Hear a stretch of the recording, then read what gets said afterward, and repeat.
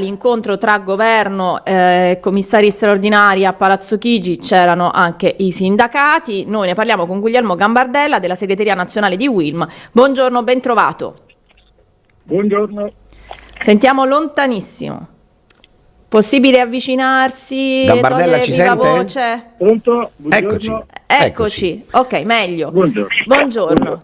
Eccoci qui. Allora, Gambardella, come è andato questo incontro in previsione anche della scadenza fra un mese, del primo step in vista delle nuove acquisizioni, della nuova acquisizione di Ilva, con le varie manifestazioni di interesse che ci sono state?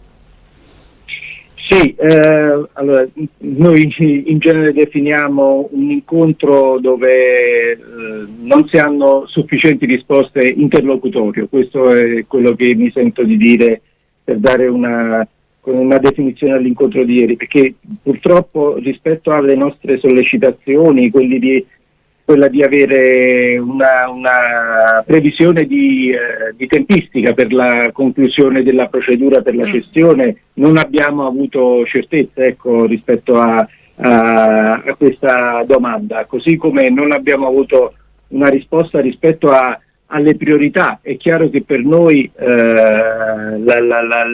linea guida, il criterio dovrebbe essere quello di cedere il gruppo ad un unico soggetto, quindi mantenere l'integrità del gruppo per dare maggiore certezza di prospettiva, quindi e per poter avere le maggiori garanzie occupazionali per i lavoratori diretti, indiretti e tutto l'indotto.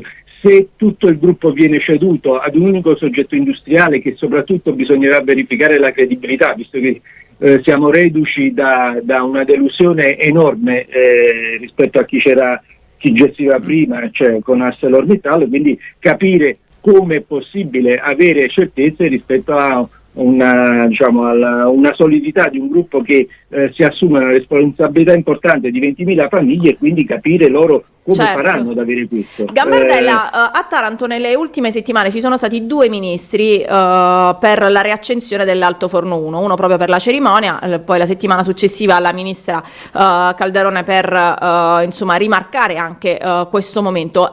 Ci sono davvero dei risvolti così positivi a livello occupazionale grazie al riavvio di AFO 1?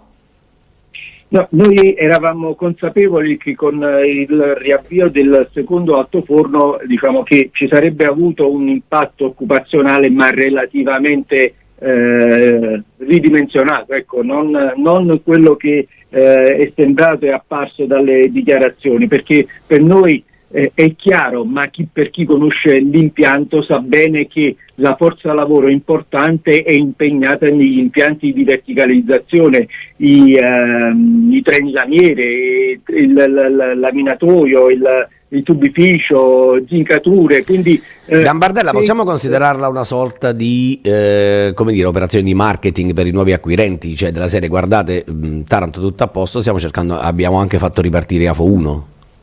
Allora, se si vuole dare un segnale a chi si deve accingere ad acquisire il gruppo e serve per dimostrare che effettivamente questo gruppo è capace, ha ancora delle potenzialità, va bene, ma enfatizzarlo in questo modo lo ritengo eccessivo. Quindi va bene l'operazione per dimostrare che ci sono professionalità in grado di poter rimettere in marcia degli altoforni, anche se per noi, come sapete, l'obiettivo per noi, per la città, è quella dell'elettrificazione della produzione con una fase transitoria, però questa del riavvio del secondo altoforno e anche del terzo altoforno, che se ci sarà, serve solo per avere il tempo di fare la transizione ecologica, digitale, ambientale, l'elettrificazione dello stabilimento e della produzione, così come è tutta la siderurgia italiana. Lo stesso processo avverrà per Taranto. Noi è quello che ci auguriamo, ma ci vogliono investimenti e speriamo che il soggetto industriale che